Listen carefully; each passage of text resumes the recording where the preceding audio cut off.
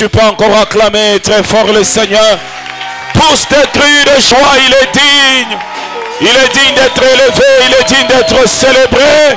Nul n'est comparable à lui. Que son nom soit béni. Que son nom soit béni. Amen. Pouvons nous asseoir. Amen. Que Dieu soit béni pour sa bonté et sa fidélité. Nous sommes aujourd'hui au 29e jour de notre programme et nous rendons gloire au Seigneur pour tout ce qu'il a fait dès le début, pour sa force, pour son onction, pour les miracles, pour les guérisons. Est-ce qu'on peut acclamer le Seigneur? Que Dieu soit béni, que Dieu soit béni. C'est notre dernière semaine pleine. La semaine prochaine, nous serons là jusqu'au vendredi. On va clôturer le vendredi. Et nous rendons gloire au Seigneur pour tout. Et ce soir, c'est l'homme de Dieu, le pasteur Anthony, qui va nous apporter la parole. Je crois qu'il nous a toujours bénis. Et ce soir, le Seigneur va encore nous faire du bien au travers de lui. Alléluia. Il y a quelqu'un qui est dans la joie. Que Dieu soit béni. Dieu va nous faire du bien. Amen. Alors je voudrais que tu puisses disposer ton cœur de telle sorte à entendre la parole de Dieu. Le pasteur Anthony, il est pasteur de l'église Jésus-Christ se sauve au Golfe. Maria, maman Delphine et père de 2 enfants. Nous bénissons le Seigneur pour ce que Dieu fait dans sa vie, pour ce que Dieu fait à l'église de Golfe et pour ce qu'il est pour nous. C'est quelqu'un de bien. Amen, amen. C'est quelqu'un de bien. Alors nous voudrions le recevoir. Est-ce qu'on peut se tenir debout? Nous allons recevoir le pasteur Anthony. Pendant qu'il s'approche, nous acclamons très fort le Seigneur. Tu peux bien acclamer Jésus.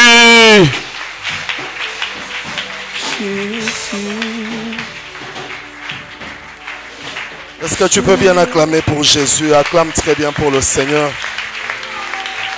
Il mérite nos acclamations. Est-ce qu'on peut lui donner cette offrande? Gloire au Seigneur. J'aimerais que chacun dise à Dieu ce qu'il attend de la parole de ce soir. Qu'est-ce que tu aimerais que le Seigneur fasse pour toi? Qu'est-ce que j'aimerais que le Seigneur fasse pour moi? Prions au nom de Jésus. Seigneur, que cette parole délivre notre âme, notre esprit, notre corps. Nous voulons passer un moment uniquement dans ta présence. Trempe-nous, Seigneur, inonde nos cœurs. Transforme nos pensées. Guéris, Seigneur. Accomplis des miracles. Fais ce que tu veux, Seigneur. Parce que tout ce que tu veux est meilleur pour nous. Au nom puissant de Jésus-Christ. Avec action de grâce. Nous avons ainsi prié. Amen. Nous pouvons nous rasseoir. Merci. Merci beaucoup. Je remercie le Seigneur pour la grâce qu'il nous accorde d'être encore là ce soir, surtout quand il s'agit de parler de sa part. C'est une grâce et dis merci à Dieu. Je dis merci à l'homme de Dieu. Merci de nous avoir associés à ce programme de prière. Merci à celle que le Seigneur a placée aux côtés de lui. Que le Seigneur vous bénisse et que ce couple bénisse le monde. Je dis merci à tous les serviteurs, tous ceux qui travaillent pour que l'œuvre de Dieu aille de l'avant. Je pense également à notre Père, celui à qui Dieu a donné cette grande vision. Il est une bénédiction pour nous et pour notre ministère. Que Dieu soit loué. Alors, c'est un programme de prière, 40 jours. Ce n'est pas facile. Je me suis posé des questions sur ce nombre-là, 40. Et j'ai compris que ce n'est pas par hasard. Dieu a utilisé également plusieurs fois ce nombre. Et on a dit beaucoup de choses pendant ce programme. Je crois que ce soir, le Seigneur va dire ce qu'il veut dire. Et le Seigneur va encourager quelqu'un qui est en train de jeûner, en train de prier. Quelqu'un qui est en train de se sacrifier. Le Seigneur m'envoie ce soir pour nous expliquer au travers de ce message pourquoi nous sommes appelés à jeûner, prier et nous enfermer pendant autant de jours. Le Seigneur va nous répondre. Que Dieu soit loué. Alors, le grand thème, c'est le Seigneur, les chrétiens, les miracles. Cet homme est spécialiste dans les thèmes. Il choisit les thèmes que lui-même maîtrise bien et il nous met devant un fait accompli. Heureusement pour moi, j'ai le même esprit que lui. Je veux prêcher comme lui, il prêche. Alléluia. Alors, on a beaucoup parlé du Seigneur, des miracles. Ce soir, on va essayer, par la grâce de Dieu, de parler des chrétiens. Les chrétiens. Luc chapitre 1er et 2 Pierre chapitre 1er.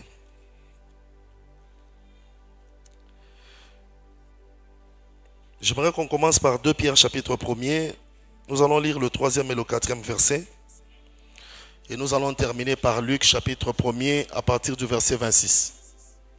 J'aime la lecture, nous allons faire cette lecture ensemble. Et pendant que nous allons lire, la grâce de Dieu va nous couvrir au nom de Jésus.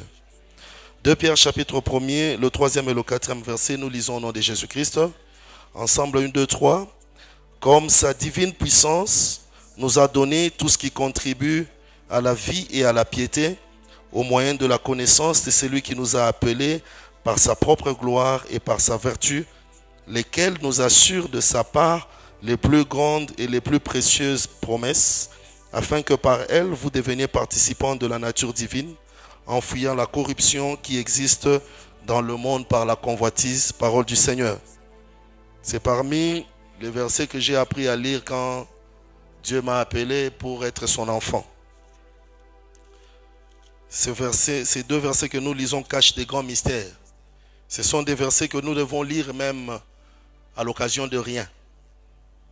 Luc chapitre 1er à partir du verset 26. Faisons cette longue lecture ensemble. 1, 2, 3. Au 6e mois, l'ange Gabriel fut envoyé par Dieu dans une ville de Galilée appelée Nazareth, auprès d'une vierge fiancée à un homme de la maison de David nommé Joseph. Le nom de la vierge était Marie. L'ange entra chez elle et dit: « Je te salue, toi à qui une grâce a été faite, le Seigneur est avec toi. » Troublée par cette parole, Marie se demandait ce que pouvait signifier une telle salutation. L'ange lui dit: « Ne crains point Marie, car tu as trouvé grâce devant Dieu. Et voici, tu deviendras enceinte et tu enfanteras un fils, et tu lui donneras le nom de Jésus. Il sera grand et sera appelé fils du Très-Haut, et le Seigneur Dieu lui donnera le trône de David son père.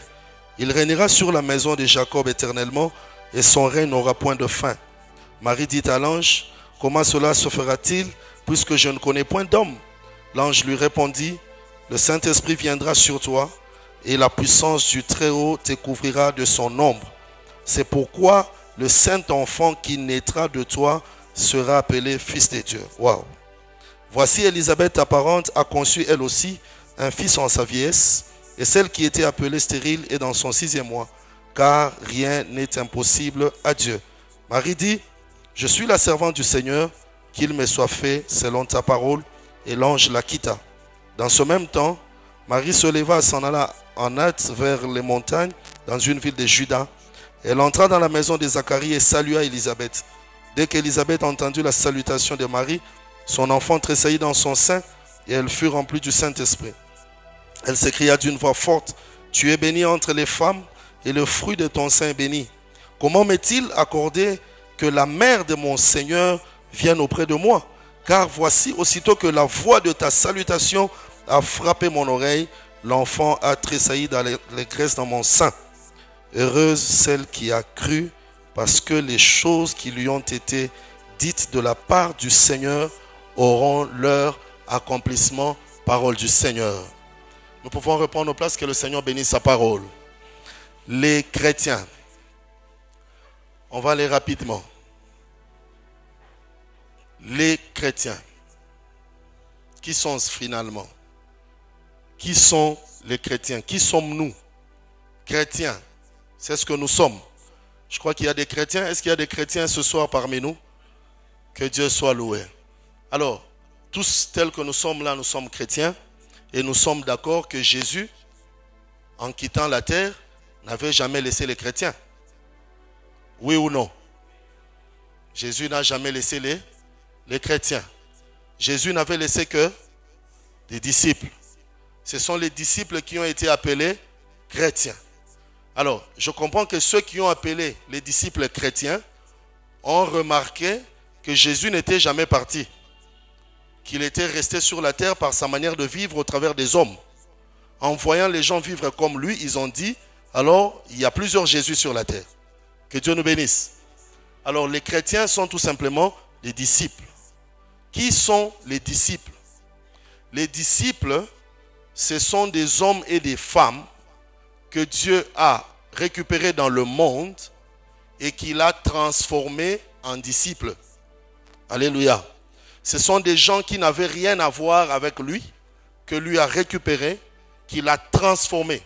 Pour trouver le mot juste de la Bible, il les a convertis. Il a changé un païen en un disciple. Qui est un disciple? Un disciple, c'est celui qui suit Jésus. Lorsque lui-même recrutait les disciples, il a dit à l'un, suis-moi. Donc un disciple, c'est celui qui suit Jésus-Christ.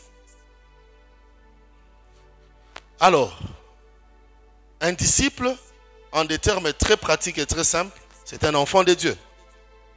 Un enfant de Dieu appelé à devenir fils de Dieu. Fils de Dieu appelé à devenir serviteur de Dieu.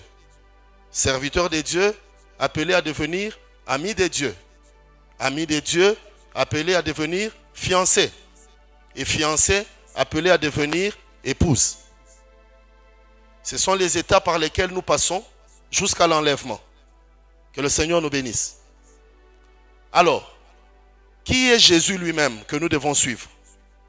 Jésus est Dieu. Moi, j'ai dit que Jésus est Dieu.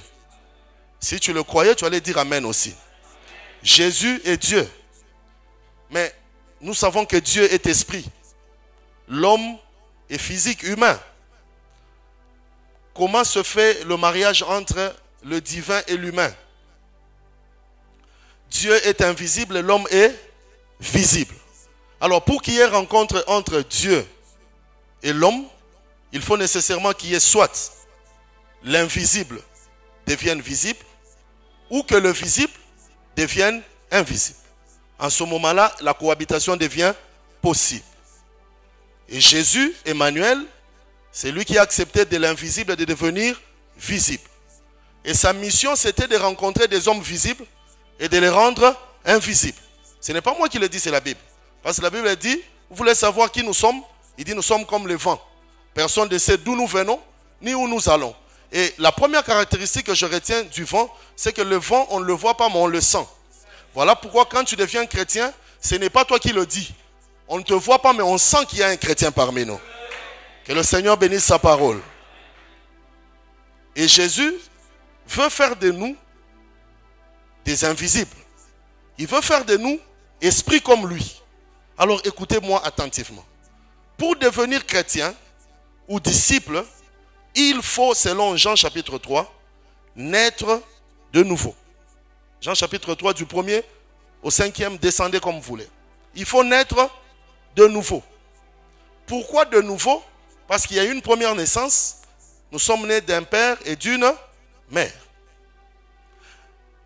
Pour être disciple, il faut naître. Et quand on naît, on devient enfant. Alors, Dieu a créé les choses qu'on voit pour nous expliquer celles qu'on ne voit pas. C'est pour ça qu'un homme a dit que la nature doit nous enseigner. Comment on arrive à avoir des enfants? Pour avoir des enfants, il faut qu'il y ait un père et qu'il y ait une mère. Qu'il y ait un mélange des semences du père et de la mère. Et quand ces semences sont mises ensemble, on parle de la conception. Et à partir de la conception, la vie commence. La première vie commence dans le sein de la mère. À la naissance, c'est une autre vie qui commence. On en parlera. Donc, s'il n'y a pas sémence, s'il n'y a pas conception, on n'aura jamais un enfant. Qui est d'accord? Gloire au Seigneur. Alors, le problème des chrétiens aujourd'hui est directement lié au miracle. Parce que quand j'ai lu le grand thème, tout de suite j'ai fait ma conclusion. Le premier jour où on m'a envoyé ce thème, le Seigneur, les chrétiens, les miracles, moi j'ai fait ma conclusion. Ma conclusion est simple. Celui pour qui Jésus est Seigneur est chrétien. Alléluia.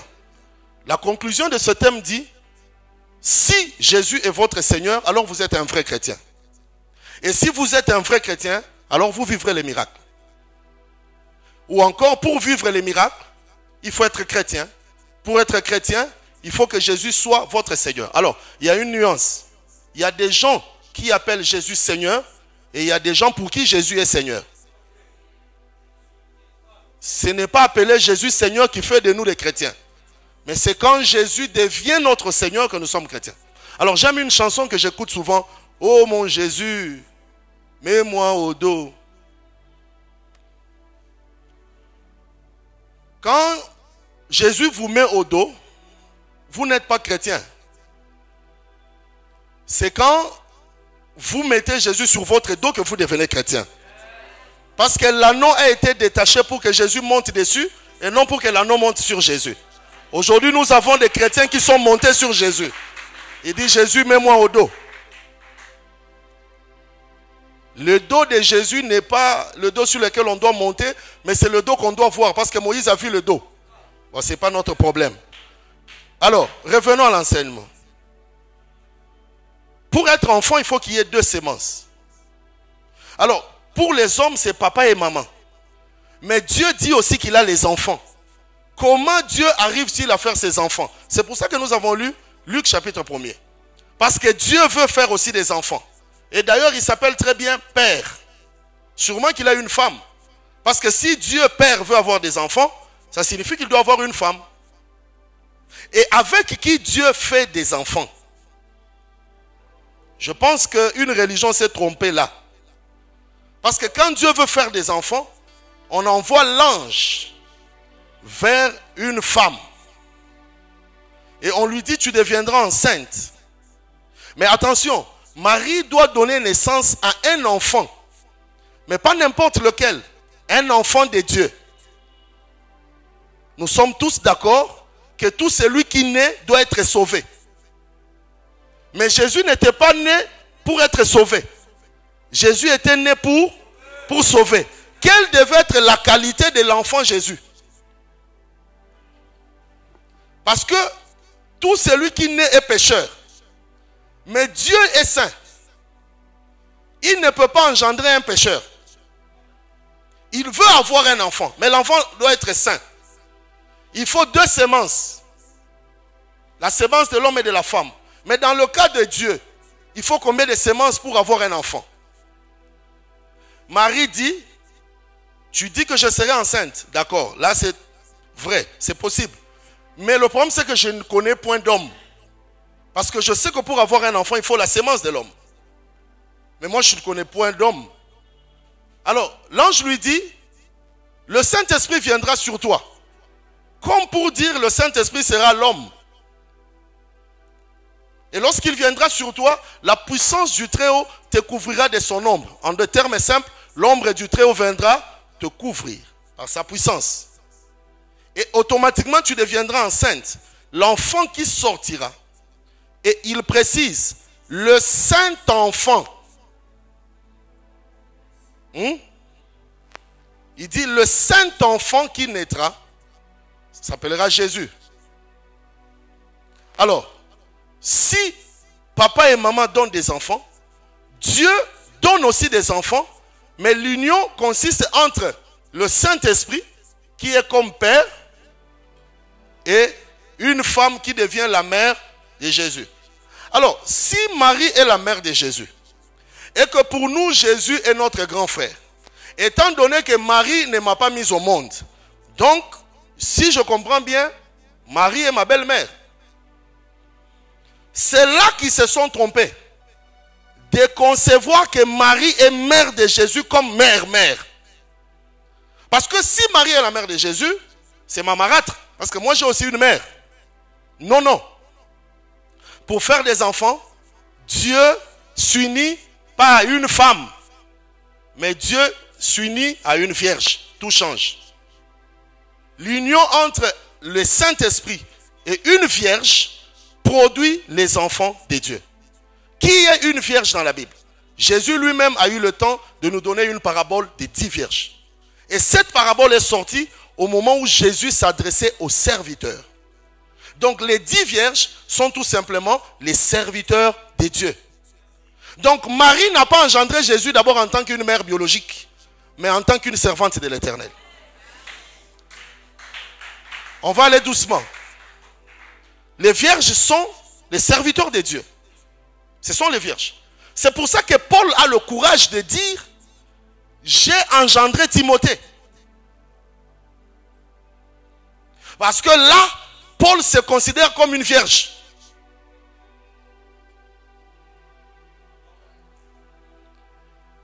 Vous ne pouvez pas naître si Dieu ne trouve pas une vierge. Qui est une vierge? C'est la personne que Dieu a utilisée pour vous engendrer dans la foi. Il y a un débat comme ça, il y a des gens comme ça. Vous savez, le diable utilise les réseaux sociaux pour perturber l'église. Pourquoi vous appelez les pasteurs les papas? Et vous voulez qu'on les appelle maman ou comment? Pasteur daddy, daddy, daddy. Pourquoi vous l'appelez daddy? Oh. Paul dit: je l'ai engendré. Il dit: c'est un enfant légitime. Quand est-ce qu'il devient un enfant? C'est quand je suis une vierge. Et quelle vierge? Une vierge sage.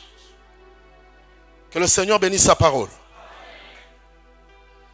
Le Saint-Esprit s'unit à nous et même à vous si vous croyez en Jésus. Et par vous, Dieu peut avoir d'autres enfants. Alléluia. Pourquoi je suis en train de le dire? Parce que le malheur des chrétiens aujourd'hui, c'est que nous avons des chrétiens qui se sont convertis eux-mêmes. On ne peut pas être chrétien lorsqu'on se convertit soi-même. C'est pour ça que nous avons du mal à craindre Dieu. C'est pour ça que nous avons des chrétiens qui vivent comme les païens, mais à la différence, ceux qui sont à l'église. Nous avons aujourd'hui des chrétiens qui font tout ce que les païens font, mais en cachette. Au lieu d'avoir des chrétiens, nous avons eu l'hypocrisie chrétienne. C'est-à-dire un païen maquillé. Jésus a appelé cela tombeau blanchi. Pourquoi? Parce que nous sommes chrétiens d'apparence, mais nous n'avons pas la sémence qui fait de nous des chrétiens. Je suis venu dire que Marie, on lui a dit que le Saint-Esprit doit venir sur toi. Et c'est quand il viendra sur toi que par sa puissance tu deviendras enceinte. Alors moi, quand j'ai lu ça, je n'ai pas dormi. Jusqu'à maintenant, je suis en train de chercher le verset là où on nous montre quand Marie était assise, le Saint-Esprit est venu, l'ombre l'a couverte, et elle est tombée enceinte. Jusque là, je suis encore en train de chercher. Après cette conversation avec l'ange, je n'ai pas vu là où l'ombre est allée couvrir Marie. Quand est-ce que l'ombre est allée couvrir Marie? Tout ce que je sais, après cette conversation, Marie est allée rapidement chez Élisabeth. Et de là, en saluant Élisabeth, Élisabeth était remplie du Saint-Esprit.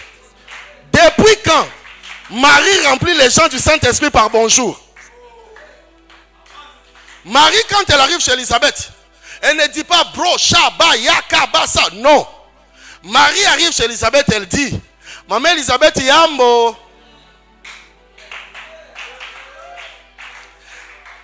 J'ai remarqué aussi, lisez tout le chapitre pour comprendre. Le même ange Gabriel a rencontré Zacharie avant de rencontrer Marie. Mais il y a une petite différence. L'ange Gabriel n'a pas salué Zacharie. L'ange Gabriel n'a salué que Marie. D'ailleurs, Marie était étonnée de la salutation. La question que je me suis posée, j'ai dit à Dieu: je ne te laisserai pas jusqu'à ce que tu demandes à Gabriel de venir m'expliquer pourquoi il a salué Marie, mais il n'a pas salué Zacharie. Quelles sont ces manières-là? Et depuis quand les anges savent dire bonjour? Moi, je pensais que la salutation, c'est pour nous ici. Au ciel, on se salue aussi. Alors, Dieu a tout fait pour envoyer Gabriel me parler. J'ai demandé à M. Gabriel: pourquoi tu n'as pas salué Zacharie? Écoutez, Zacharie était où? Dans la présence, entre guillemets, de Dieu. La Bible déclare qu'il s'acquittait de ses fonctions de sacrificateur. Zacharie était sur les lieux de parfum. Zacharie était là, le peuple attendait dehors. Zacharie était sur les lieux de la prière. Mais la Bible nous montre que Marie était chez elle. Lorsque Gabriel va rencontrer Zacharie, on dit qu'il s'était près de l'autel. Mais quand il va rencontrer Marie, c'était à la maison. Qui devait être privilégié? Mais j'ai compris une chose. Zacharie n'était que quelqu'un qui servait Dieu, mais qui ne croyait plus. Il servait Dieu, mais il ne croyait plus. Parce que l'ange lui dit, je suis venu aujourd'hui avec l'exaucement de ta prière. Le monsieur qui a prié a douté de l'exaucement de sa propre prière. Donc au moment où il servait Dieu, il ne croyait plus. Il servait Dieu un peu comme par habitude. Parce qu'on dit qu'il s'acquittait de ses fonctions. Il s'acquittait. C'était son tour. Combien de chrétiens viennent aujourd'hui à l'église comme par habitude? Mercredi, vendredi, dimanche. C'est ennuyant de rester à la maison. Voilà pourquoi nous ne vivons plus rien. Parce que nous sommes des Zacharie. Lui qui était dans la présence de Dieu, l'ange le rencontre mais il ne le salue pas. Zacharie dit, à quoi reconnaîtrai-je cela? Il n'a pas cru. Lisez attentivement ce chapitre, vous allez voir que Zacharie n'a jamais dit Amen. Jusqu'à ce que l'ange parte, Zacharie n'a jamais dit qu'il me soit fait selon... Jamais. Même quand on lui a dit tu deviendras muet, il n'a pas dit je m'excuse. Non. Il s'est dit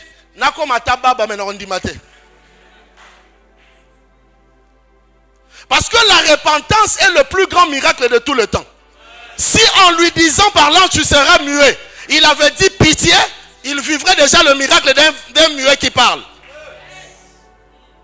Mais il s'est dit, mieux vaut ne plus parler carrément jusqu'à ce que je voie. Gabriel, je n'ai pas lu dans la Bible là où il est allé prier pour demander à Dieu d'ouvrir sa bouche. Et en plus, il a continué toujours à aller au temple muet. Et toujours servir Dieu. Même quand il confirmait le nom de l'enfant, toujours au temple. Bien aimé, que l'église ne devienne pas ta maison. Quelqu'un n'a pas compris ça. Que l'église ne devienne pas ta maison, elle ne te produira plus rien. Si tu veux que l'église te produise quelque chose, que l'église reste toujours la maison de Dieu. Non, non, tu n'as pas dit Amen comme il se doit. L'église est devenue ta maison. C'est pour ça que tu es sur Facebook, non? Tu annules même les rendez-vous en plein culte. Comme si tu le ferais dans la maison d'un féticheur. J'attends que quelqu'un prenne un selfie avec un féticheur un jour. Pendant qu'il fait ses incantations. Ouais, nous sommes ici en direct avec Moirabou.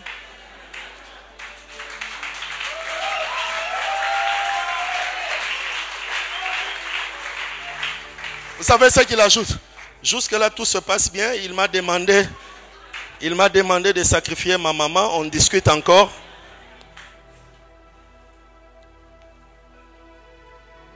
Mais Zacharie qui n'était même pas à l'église, assise tranquille à la maison, l'ange entre et lui dit, je te salue Marie. Pourquoi l'ange a salué Marie? Quand est-ce que la grossesse est entrée? Au moment où Marie a dit, qu'il me soit fait. À l'instant, c'est-à-dire au moment où il dit, où elle disait qu'il me soit fait selon la parole, à l'instant même, le Saint-Esprit avait déjà couvert Marie. Et Marie arrive chez Élisabeth. Elle salue Élisabeth. Élisabeth est remplie du Saint-Esprit. Donc j'ai compris que la salutation de l'ange a salué Élisabeth. Le mystère de la salutation. Ce soir, Dieu va saluer quelqu'un. Oh, tu n'as pas compris ce que Dieu dit. J'ai dit, ce soir, Dieu va saluer quelqu'un. Marie, c'est une personne qui parlait, les gens écoutaient. Elle parlait, ça passait. Mais quand Marie a déjà reçu la sémence, quand elle arrive, elle salue quelqu'un. Elle qui a été saluée et impactée. Je comprends pourquoi quelqu'un a dit dans la Bible, saluez-vous par des saints baisers. Pourquoi c'est important qu'on se salue dans l'église par... Pourquoi pas dire saluez-vous par des baisers? Saluez-vous par des saints baisers. Vous savez, chaque jour nous nous saluons. Mais rien ne se passe parce que ce ne sont que des baisers. Le jour où tu salueras quelqu'un par un saint baiser, le baiser c'est une salutation, mais je ne savais pas qu'il y avait un mystère autour de la salutation. Celui qui m'a appris ça, c'est l'apôtre Judas.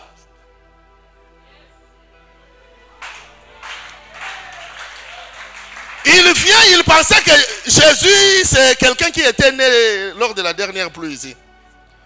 Il dit, maître, Jésus dit, c'est moi qui ai créé ces choses. C'est par un baiser que tu veux transférer, que tu veux livrer. Donc je comprends qu'en saluant Élisabeth, Marie livrait Élisabeth entre les mains du Saint-Esprit. C'est pour ça que tu vas remarquer une chose. Tu peux avoir un travail tranquille. Mais quand tu as déjà l'ombre du Très-Haut qui t'a couvert là, tu arrives au travail, tu dis au chef bonjour, il ne répond pas. Eh, dis, toi tu es orgueilleux, toi. Tu te prends pour qui là? Non, je me suis pris pour quelqu'un qui salue. Non, le problème c'est que ce n'est pas un bonjour, c'est un symbole. Ah, j'ai livré le chef. Il y a des problèmes que nous créons sans en créer. Arrête de te poser toujours des questions.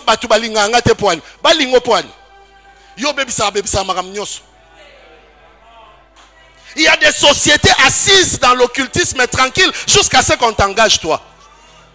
En plus la nuit tu dis Seigneur bénis notre société. Dieu. Tu dis Seigneur bénis, brûle la société. Vous venez ici et puis vous voulez qu'on vous aime. Vous consumez les péchés et vous voulez qu'on vous aime ici. Et vous donnez l'adresse tranquille. Djamena quoi? Référence.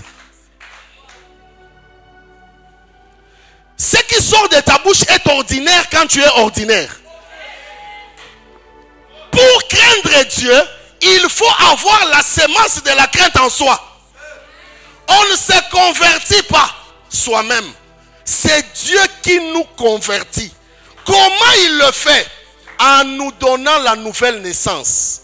Naître d'eau et d'esprit change la nature de l'homme. Tu ne vivras pas la vie de Dieu si tu n'es pas Dieu. Dieu n'est pas saint parce qu'il a prié pour être saint. Dieu est saint parce que sa nature de Dieu est sainte.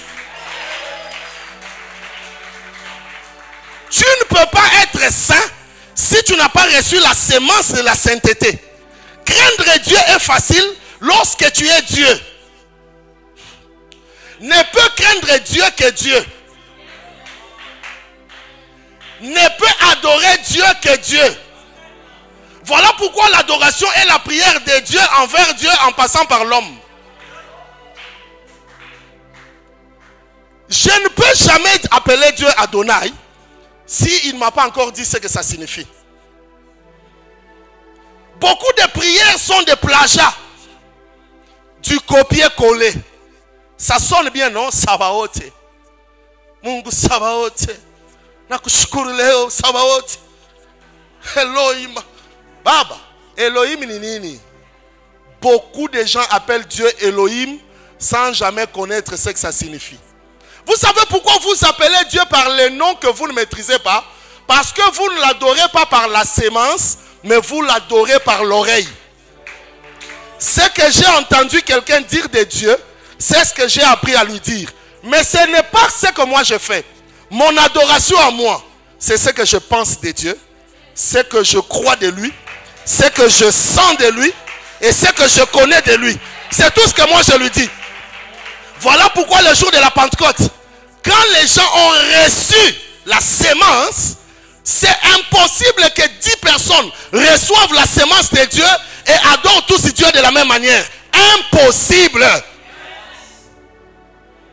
Ils ont reçu dans la chambre haute une sémence et quand ils ont commencé la prière, quelqu'un disait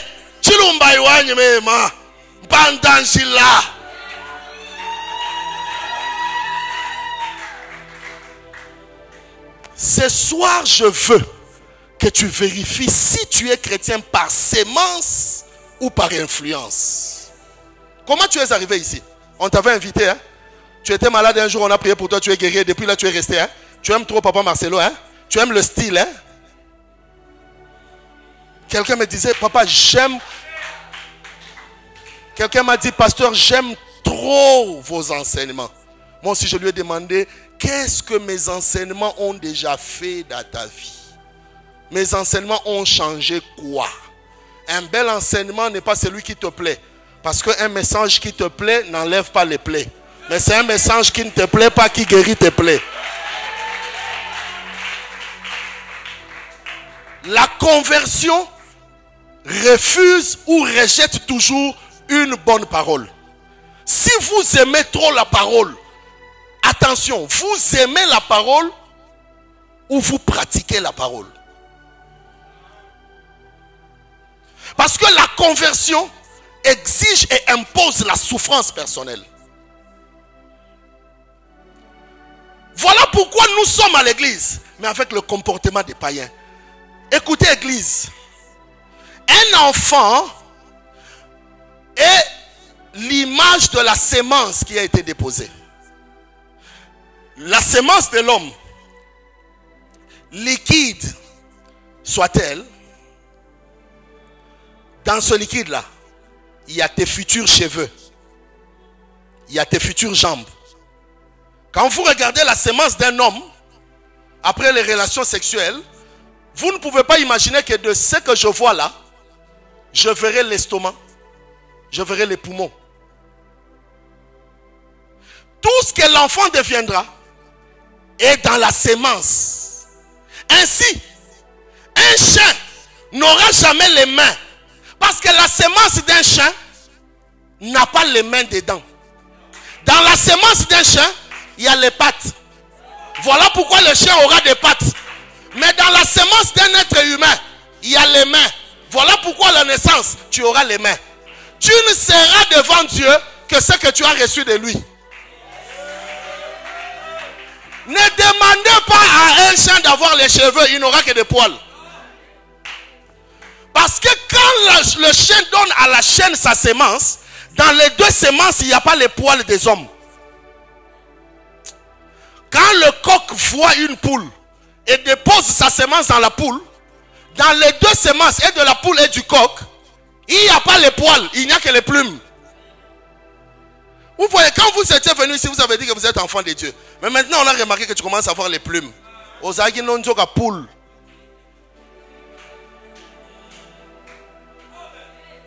Oh, tu as dit que tu étais serviteur, mais tu commences à trahir. Tu commences à diviser. Non, tu n'étais pas serviteur. Poule. C'est le temps qui révélera qui tu es, qui je suis. Le coq chante, mais il n'a pas de montre. Le coq a commencé à chanter avant que la montre n'existe. Le coq ne regarde pas la montre avant de chanter. Le coq chante parce que le chant est en lui. La montre du coq, c'est sa nature. La montre du coq est attachée directement à ce qu'il est. Il chante parce qu'il est coq. Prenez ce qu'il est, mettez dans le chat. Le chat, au lieu de chanter, il va miauler.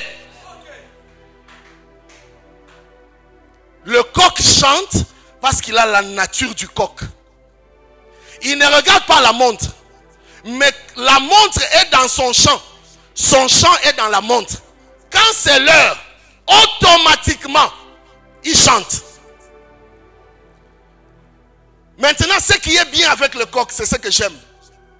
Il pouvait être en route, on l'avait envoyé. Mais quand c'est l'heure, le coq vous dit, désolé les amis. Hein? Il pouvait être dans la maison d'autrui, on l'a caché là-bas pour la guerre.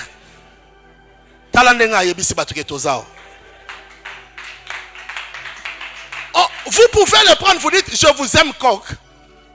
Pendant cette guerre, qu'on ne sache pas où on est, nous allons nous enfermer avec toi. Mais quand le coq arrive, le temps arrive, le coq oublie que vous étiez caché. Le coq se retrouve, que ce soit au marché, il chante. Que ce soit, il passait devant la faculté de médecine. Quand c'est l'heure, il chante à la faculté. Et le coq, même s'il était en plein culte, quand c'est le temps. Pourquoi? Parce que ce n'est pas lui Quelqu'un a dit, ce n'est plus moi qui vis. C'est-à-dire, j'aimerais que toi et moi, on soit des coqs. Quelqu'un t'a pris pour te dire, allons à l'hôtel.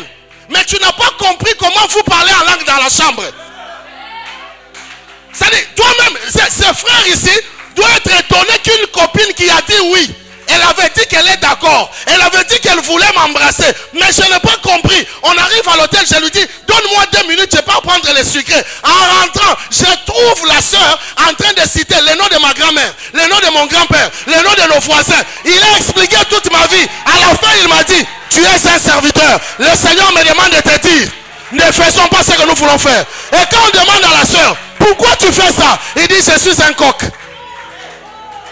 J'ai chanté. Kama bia Mungu abina semence, ukuna komba na bule. Ausa ongopaka Mungu ata. Kongopa Mungu paka inakuwa programme ndani yako. Ozobunda, je ne comprends pas, j'avais pris la décision d'abandonner, mais je reviens. La sémence. Tu es chat, mais tu veux chanter. Il faut s'arrêter et dire à Dieu que l'ombre vienne me couvrir. J'ai dit, Dieu va saluer quelqu'un ce soir. J'ai dit, Dieu va saluer quelqu'un ce soir. Écoutez la conclusion. Une société retrouve un homme pauvre, piéton, malheureux. Il ne sait même pas manger. La société lui dit, mon frère, tu es cherché au bureau. Moi, oui, toi. Le frère Daniel se présente là-bas. Il entre au bureau, lui dit, assieds-toi. Moi, oui, toi, assieds-toi. Ça, c'est ton contrat. Désormais, tu es directeur de cabinet du gouverneur. Moi, oui, toi. Tout tremblant, il prend le stylo. Il arrive à parapher son contrat. Et en sortant, on lui dit, monsieur, la Jeep qui est sans plaque là, où c'est écrit GK, c'est ta Jeep. Tu vas commencer à marcher, rouler avec cette Jeep là. Cette maison, c'est la maison là où on loge les directeurs de cabinet. Tu vas habiter là-bas.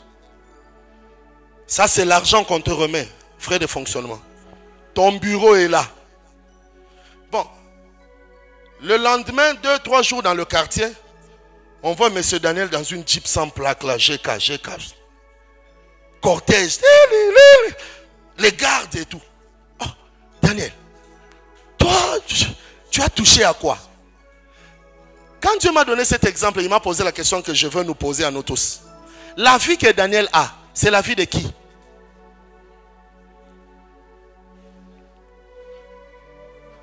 C'est là que j'aime l'église. C'est la vie de qui? C'est Aïe. Si je dis c'est sa vie, oui, c'est ce que j'avais dit. J'ai dit la vie de lui, j'avais dit divine. Aïe.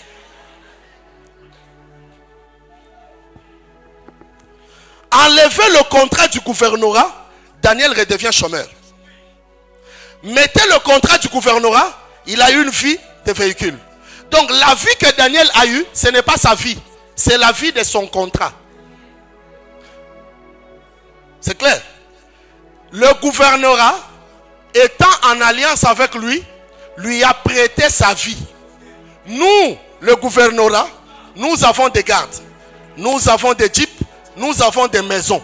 À partir du moment que tu deviens l'un de nôtres, cette vie est ta vie. Le jour où tu brises le contrat, nous récupérons notre vie. C'est pour ça que moi que vous voyez ici, j'étais ivrogne hier. Aujourd'hui, je suis pasteur. En réalité, la pastorale n'est pas ma vie. C'est la vie que Jésus m'a prêtée par l'alliance de l'œuvre de la croix. Donc, tant que tu ne seras pas en alliance avec Jésus, il ne te prêtera pas sa vie. Or, la vie de Jésus, c'est quoi? Lui ne te donnera pas une Jeep sans plaque.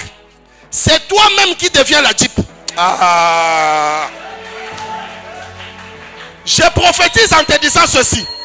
Si dans la vie tu demandes quelque chose à Dieu, il ne te donne pas, dis à Dieu, ce que je te demande là, je vais le donner à quelqu'un d'autre. Donc c'est trop petit pour moi. Si dans la vie, tu as trop manqué le minerval, il faut payer les études pour les autres. c'est la vraie vengeance. J'ai un principe dans ma vie, tout ce que Dieu ne m'a pas donné, je donne aux autres. C'est ma manière de minimiser tout ce que j'ai manqué.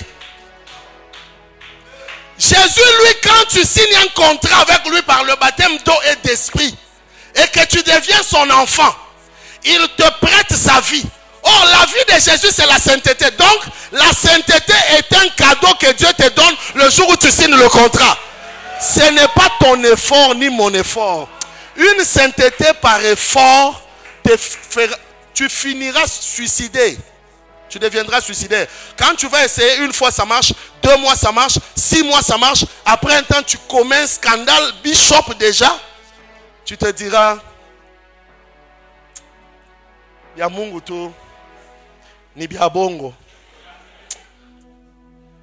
Il n'a pas dit à tout mon boîte de nuit parce que au moins là-bas, je suis tranquille. Mais quand c'est Dieu qui dépose sa vie en toi, écoute ce verset, il dit, comme sa divine puissance nous a donné tout ce qui contribue à la vie et à la piété. Ce qui contribue à la piété, c'est la puissance de Dieu qui nous le donne. Alors je suis venu dire que la possession démoniaque a été inspirée de la sainteté. La possession démoniaque a été inspirée de la sainteté. C'est-à-dire quoi? Un possédé, il est alcoolique, il est prostitué. Même le jour où il dit, je ne prends pas de femmes, il les prend. Pourquoi? Parce qu'il y a une puissance qui lui a imposé d'être comme ça. Et c'est ça la sainteté comme elle doit être. C'est une vie imposée. Dans Jean 21, Jésus dit à Pierre, quand tu seras vieux, quelqu'un d'autre te mettra la ceinture, il te mènera où tu ne veux pas. C'est-à-dire, tant que tu n'as pas une force d'imposition en toi, la sémence n'est pas encore là. Dieu met en nous la nature. Et il dit, afin que nous devenions participants de la nature divine. Dieu te donne la sémence de Dieu pour que tu deviennes Dieu. Mais ce n'est pas toi-même, tu te lèves le bon matin et tu deviens Dieu et tu commences à craindre Dieu. Que faire maintenant? Que faire? Dieu nous donne la sainteté et nous on croise les bras? Non. Le baptême d'eau, je l'avais dit lors de l'autre séminaire. Le baptême d'eau s'exécute dans le Nouveau Testament, mais il n'y a que l'Ancien Testament qui explique mieux le baptême d'eau. Parce que quand on nous dit que l'arche de Noé était l'image du baptême, j'ai tout compris. Donc, quelqu'un qui veut devenir enfant de Dieu, premièrement doit entrer dans l'arche. On ne peut pas devenir saint tout en étant libre d'aller où on veut. C'est dans l'arche qu'on vit la sainteté. La sainteté est comparable au Wi-Fi. Quand bien même il te connecte, mais il te supplie de respecter la distance. Je te laisse quelque part, monsieur. Tu peux aller dehors, c'est bon. Mais attention, il ne faut pas aller trop près de la frontière. Moi, monsieur le Wi-Fi, si tu t'éloignes trop de moi, la connexion, je coupe. C'est ainsi que dès le début, Dieu a placé l'homme dans le jardin, c'est-à-dire là où le Wi-Fi de la sainteté était possible. Tu ne peux pas être saint si tu fréquentes tous les milieux. Il est temps de s'enfermer dans l'arche. Alors voilà comment on vit la sainteté. On prend un bébé qu'on a aussi appelé sauveur par les gens. On l'enferme dans une caisse. Puis on prend le bébé Moïse qu'on a enfermé dans une caisse. On le dépose sur l'eau.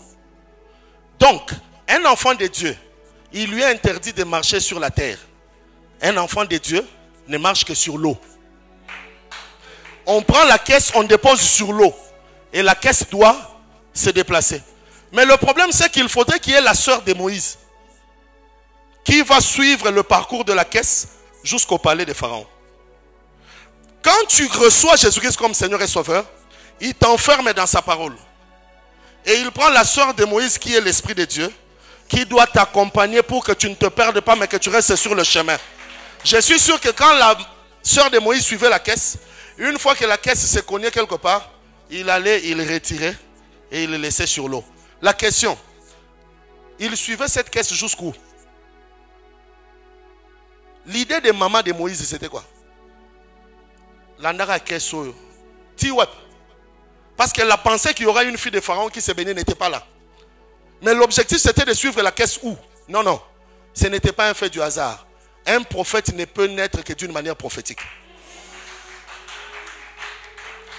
Tant que tu ne vas pas, je ne veux pas m'enfermer dans la caisse de la parole.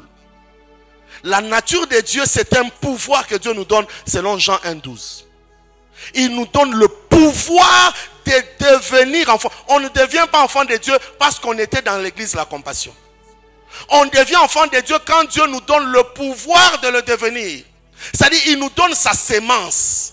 Ainsi, l'enfant ne se bat pas pour pousser les cheveux. L'enfant ne prie pas pour avoir les poumons. Quand Dieu dépose sa sémence en nous, parmi les choses qui poussent sur nous, il y a la sainteté qui pousse, la crainte de Dieu pousse, l'amour de la parole pousse, l'amour de la lecture pousse, le zèle de la maison de Dieu pousse, parce que c'est dans la sémence que Dieu dépose en nous. Où se trouve cette sémence? Dans la vraie parole. L'homme est une terre, la parole est une sémence. Nous ne deviendrons que ce que nous écoutons. Voici comment je termine. Pourquoi l'église aujourd'hui, il n'y a pas de saints? Parce qu'il n'y a pas ceux qui prient pour la sainteté. Pourquoi il n'y a plus de gens qui prient, qui craignent Dieu? Parce que rares sont ceux qui prient pour demander à Dieu la crainte. Que chacun ce soir vérifie dans ses sujets de prière. Combien de fois tu as jeûné pour demander à Dieu seulement la crainte? Des places Moussala n'a venu bandi ango. Awa au monde qui kita.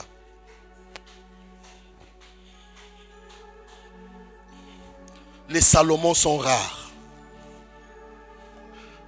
Celui qui chasse les démons ne crée pas la crainte de Dieu, c'est celui qui est dépossédé. Chasser les démons chez une personne ne lui donne pas la crainte de Dieu, mais ne lui donne que la délivrance.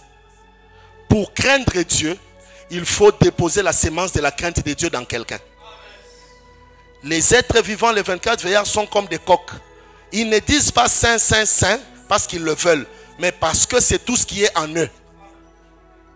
Lorsque Dieu dépose sa sémence en toi, tu es comparable à Balaam. Même quand tu vas avec l'intention d'insulter, tu te retrouves en train de prier. Lorsque Dieu t'a délivré et qu'il a déposé sa sémence en toi, on t'insulte, on jette, on crache sur toi. Tu ne dis rien. Quand on t'enlève de là, tu es déjà dans le taxi.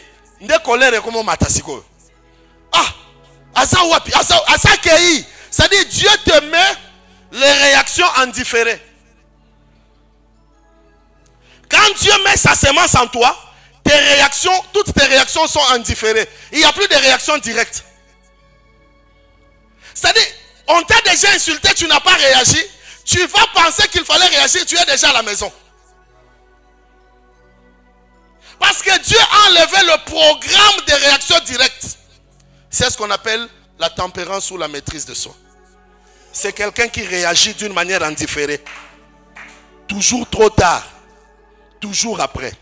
Et la Bible déclare que quand Satan dit des mensonges, en réalité il dit la vérité. Quand Satan ment, pour vous dire la vérité, Satan ne ment pas.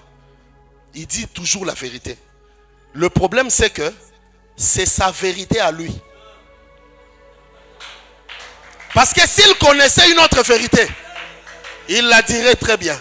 Mais on dit quand il ment, il parle de son propre fond. C'est-à-dire dans le diable, il y a la sémence du mensonge. Voilà pourquoi il ne peut pas dire la vérité. Et d'ailleurs, le jour où le diable aura la sémence de la repentance, il se repentira. Il n'a pas le programme de repentance en lui. Il n'a que le programme de l'incrédulité. Ce soir, nous voulons que Dieu nous salue. C'est-à-dire que quelque chose entre en moi. Quelque chose entre en moi. Je ne comprends pas. J'entre dans un taxi-bus, quelqu'un reçoit Jésus. Qu'est-ce que j'ai en moi? C'est-à-dire, il faut que Dieu mette quelque chose en moi. Il dit la nature divine, la puissance de Dieu nous a donné tout ce qui contribue à la vie et à la piété. La piété, Dieu met ça en toi. Aujourd'hui, demandez à quelqu'un, tu es saint? Je n'aimerais pas trop être prétentieux. Saint, à la limite, je dirais, papa, tika français belé, tu es saint ou tu ne l'es pas? Les chrétiens ont du mal aujourd'hui à dire qu'ils sont saints. Vous ne croyez pas? Papa, donne-moi le micro, je commence. Vous allez voir comment les gens vont sortir de l'église. Papa, est-ce que tu es saint? Maman, tu es sainte? Français. Je ne dirais pas non, je ne dirais pas oui,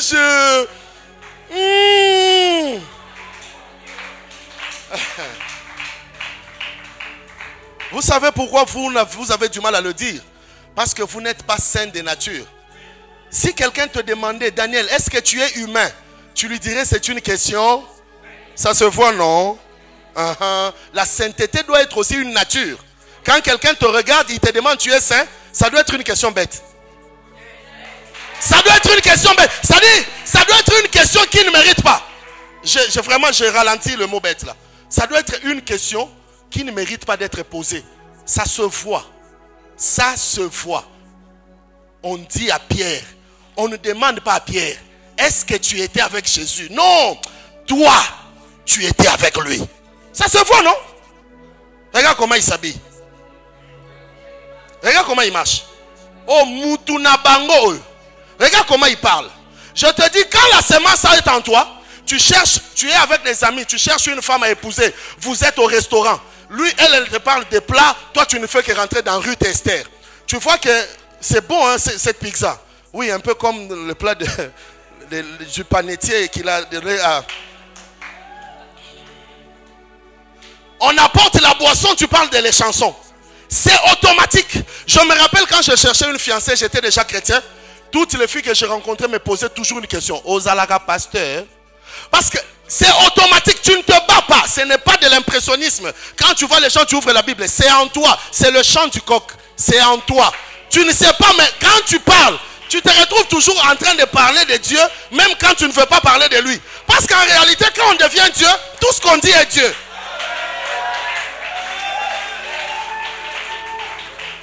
Ce soir que l'Esprit de Dieu se transfère. Elisabeth, bonjour.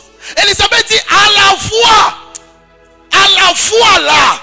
Non, à la fois, il y a quelque chose qui est entré ici. J'ai senti quelque chose bouger. Marie, tu n'es plus la même. Ta voix n'est plus la même. Quand on est possédé, on est dans le mariage, on salue son mari, il s'énerve. Il y a des couples comme ça, quand la femme dit bonjour à son mari, déjà l'homme insulte. Tu me salues comme si j'étais ton ami. Mais quand la sémence de Dieu entre, il y a grave, oui, kaka, amen, amen. Jean 3,16. Car Dieu a tant aimé le monde. Car Dieu a tant aimé le monde, le paralytique jette les béquilles. Car Dieu a... Il ne prêche pas, il ne fait que dire car Dieu a tant aimé le monde. Car Dieu a tant aimé le monde. Le problème, ce n'est pas ce qu'il dit. Le problème, c'est qu'il n'a plus de voix. Dieu est un amplificateur mixeur dans sa bouche. Quand lui, il parle, les gens écoutent la voix de Dieu. Oh, la sémence. La sémence. La sémence. La sémence.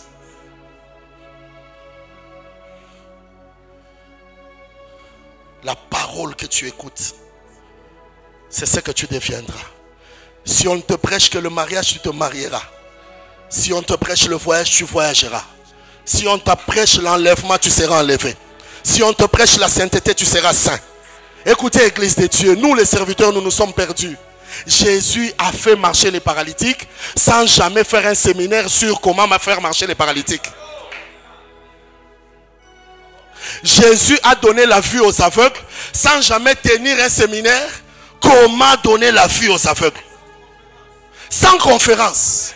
L'adoration que nous prêchons aujourd'hui devant les foules, Jésus l'a prêché devant une seule femme.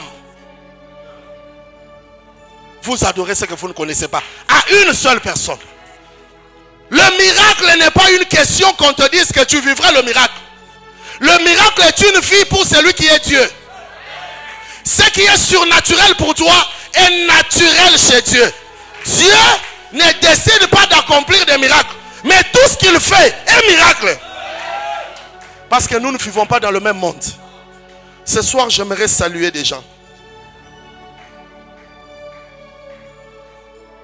Si là où tu dis, l'homme de Dieu me touchera, c'est ta foi. Là où j'aime Dieu, il respecte la foi de chacun. Si toi tu dis, moi c'est toucher le pan de la robe, Dieu respecte ta foi. Si toi tu dis, moi je ne veux pas le pan de la robe, je veux dire seulement un mot, Dieu respecte ta foi. Mais ce soir, il faut une semence pour toi. Je veux quelqu'un qui dit à Dieu, Seigneur, non, je me suis trop battu dans cette œuvre. Hein. J'ai compris que ce n'est pas moi qui dois devenir saint. C'est toi qui dois me sanctifier. Tout ce que moi j'ai à faire, c'est être disciple. Tu m'attaches à une corde et je ne fais que suivre. Allons à l'église, je pars à l'église. Allons dans Alpha 40, je pars dans Alpha 40. Jeûnons, je jeûne. Légumes, légumes. C'est tout. C'est ça notre part. Rester enfermé dans l'arche. Quant à la pluie, comment ça va s'arrêter, comment l'eau va diminuer, ça c'est pas mon problème. Noé a été déclaré juste. Au sortir de l'arche comme ça, il a bu, il s'est enivré. Il a enlevé les habits. Au lieu de l'appeler pécheur, on continue à l'appeler toujours juste. David a pris la femme de quelqu'un, il a fait tuer son mari. Mais le problème c'est que quand on se répand, Dieu ôte le péché. Donc celui qui a péché à 14 heures, qui s'est repenti à 15 heures, à 16 heures il n'a pas péché. Est-ce qu'il y a quelqu'un qui veut devenir chrétien par nature et non par effort? Ce que je te dis, c'est mon histoire. Eh, papa, Masanga oyo. Je me demandais, loka te yanga loka ki. Ah, tes modèles nga nandome là.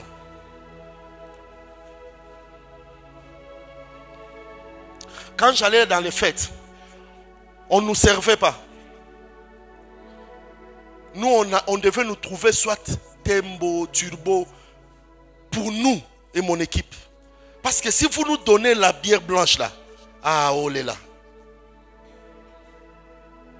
Et j'ai commencé à servir Dieu avec ça en moi. Ce sont ces chrétiens-là, tu adores, les gens sont saisis par l'évangile. Tu adores quand tu chantes ici. Toi-même tu t'étonnes.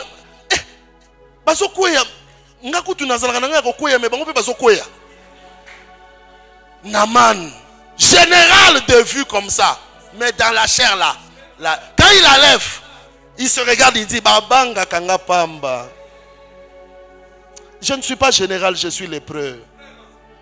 Quand tu adores ici, tu vois comment l'église est âme. Même le pasteur lui-même, il te dit, oh, que le Seigneur te bénisse. Aujourd'hui, tu nous as... Mais il ne s'est pas trompé. Le problème, c'est que la nature pose problème. J'adore bien, mais comment, moi qui je chante, les gens tombent comme ça, mais je mens. Une menteuse. Bien aimé, il y a des péchés dans la vie. Ça ne peut plus se retrouver chez un chrétien. Moi, par exemple, le Koutaneti. Yo, si vous avez Sakaka. Koko Sangopéa. Ozapi. Nazana Centrefile. Tu es à la maison, tu es à la maison. On ne va pas te tuer. Tu prêches, les gens aiment. Mais quand tu restes seul, tu te dis, hey, si ces gens savaient. Ce soir, Jésus est venu pour toi. Le problème, c'est que tu as appris le métier. Mais le métier n'est pas inné en toi. Les dons spirituels peuvent être les dons. Ça peut venir. Mais la sainteté, ça doit être un talent et non d'abord un don. Ça doit être quelque chose inné. Dieu a déposé ça en toi. Je crains Dieu sans raison. Papa, un jour, j'ai bu à Colosie. J'ai bu. Parce que je priais, je servais Dieu. Mais abandonner l'alcool, c'était 1 mois, 2 mois, 3 mois, rechute. 1 mois, 2 mois, 3 mois, rechute. J'ai bu. J'ai bu. Et je suis allé à l'église. Je n'oublierai jamais cette date-là. J'entre à l'église après avoir bu. Et je dis à Dieu, j'ai bu pour toi. Bien-aimé, ceux qui ont moni moutou, azana on a ba prière, respect article, le subjonctif, azana ba problème de sozu makambu, o banda prière na français, au côté lingala, au côté, o lobana minoko yebite tina suka, au vent de romiga. Quand tu as des problèmes, tu ne respecteras pas les articles, la Dieu, la Saint-Esprit, talingate, l'exaucement. On a prié, les gens disent les ivres. Oui, j'ai dit à Dieu, quitte allélo. C'est pour toi. Si le verset qui dit, vous tous qui êtes fatigués et chargés, venez. C'est-à-dire qu'ils ne doivent pas venir laissant leur fardeau à la maison. Ils doivent prendre leur fardeau, venir avec ça là où tu es. Et moi je te dis, l'ivrognerie, c'est mon fardeau. J'ai bu, je suis venu ici. À partir de maintenant, si ce verset est vrai, pour que je ne déchire pas cette feuille, si kalana kuitiao, si l'élo,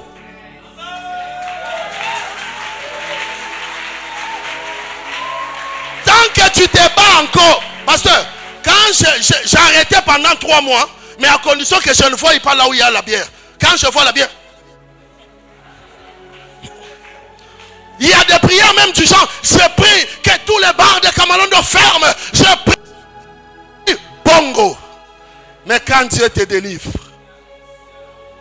ils boivent. Ils boivent. Ils boivent. Tu ne dois pas être une soeur quand on te voit parler à un garçon, nous les pasteurs, le cœur bas. Non. Non. On doit être tranquille. La chose est dedans. La chose est dedans. La chose est dedans. Quand vous voyez dans une même famille quelqu'un commencer à draguer les gens, il n'est pas frère. Il est copain. Tu peux être un copain de Dieu. Nous cherchons les frères. Entre eux, il n'y a pas de problème. Est-ce qu'il y a quelqu'un qui est prêt à se lâcher? À enlever les grades ce soir? Oublie tout le reste. Oublie même les gens. Même si tu es déjà apôtre dans cette église. Mais tu dis non. Non, je viens me jeter. Seigneur, je viens avec mes fardeaux. Délivre-moi. C'est avec cette personne que je vais prier. Tu prêches bien, mais dans ton mariage, comment tu te comportes avec ton mari? Ton mari te dit, le jour où toi tu changeras, je viendrai prier dans l'église. Est-ce qu'il y a un amant qui est prêt aujourd'hui à enlever la tenue? C'est qu'on voyait dans la chambre, aujourd'hui on va voir ça. Même les serviteurs qui sont venus, je vais me baigner devant tout le monde. On va voir ma lèpre. Parce qu'il faut se jeter dans le Jourdain et les serviteurs sont là. C'est cette personne que je cherche. Seigneur, dépose ta nature en moi. Je viens avec mes fardeaux.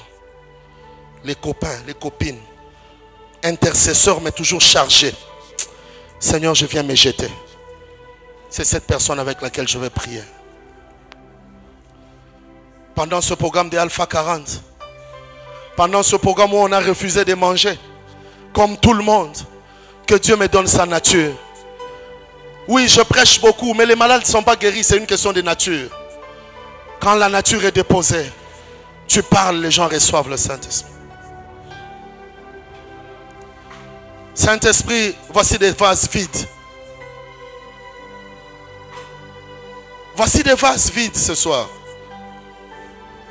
Tu m'as dit, cherche les vases vides, je les remplirai. Voici des gens disposés, fatigués de leurs problèmes. Peut-être qu'il y a quelqu'un qui veut faire cet acte de foi comme je l'avais fait. Il veut venir se jeter devant Dieu. Seigneur, débarrasse-moi de cette nature. Oh, que Dieu te bénisse, ma soeur.